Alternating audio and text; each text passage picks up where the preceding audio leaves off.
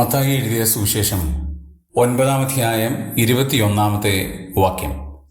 അവൻ്റെ വസ്ത്രം മാത്രം ഒന്ന് തൊട്ടാൽ എനിക്ക് സൗഖ്യം വരുമെന്ന് ഉള്ളം കൊണ്ട് പറഞ്ഞു.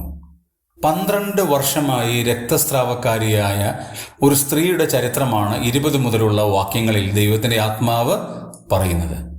അവളുടെ ഒരു ചിന്താഗതി ദൈവത്തിൻ്റെ ആത്മാവ് രേഖപ്പെടുത്തിയിരിക്കുകയാണ്.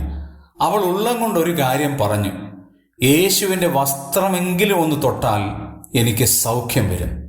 ആരും അത് കേട്ടില്ല, ആരും അവളെ ഗൗനിച്ചില്ല. അവൾ ഉള്ളിൽ പറഞ്ഞത് സ്വർഗത്തിലെ ദൈവം കേട്ടു. കർത്താവിൻ്റെ വസ്ത്രത്തിൻ്റെ തൊങ്ങലിൽ അവൾ തൊട്ടപ്പോൾ അവൾ സൗഖ്യമായി. കർത്താവിൻ്റെ വസ്ത്രത്തെ തൊട്ടത് കർത്താവ് അറിഞ്ഞു. അവൾ ഉള്ളം കൊണ്ട് പറഞ്ഞതും കർത്താവ് അറിഞ്ഞു.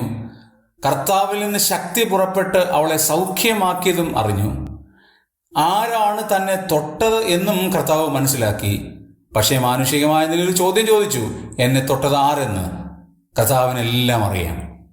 നാം ഉള്ളിൽ പറയുന്ന പല കാര്യങ്ങളും നമ്മുടെ കർത്താവിന് വ്യക്തമായിട്ടറിയാം. നമ്മുടെ വേദനകൾ, നമ്മുടെ ദുഃഖങ്ങൾ, നമ്മുടെ പരാതികൾ, പരിഭവങ്ങൾ, പരിദേവനങ്ങൾ, ഇതെല്ലാം നാം ഉള്ളിലൂടെ പറയുന്നെങ്കിലും അതെല്ലാം ഗ്രഹിക്കുന്ന ഒരു മഹോന്നതനായ ദൈവമാണ് നമ്മുടെ ദൈവം.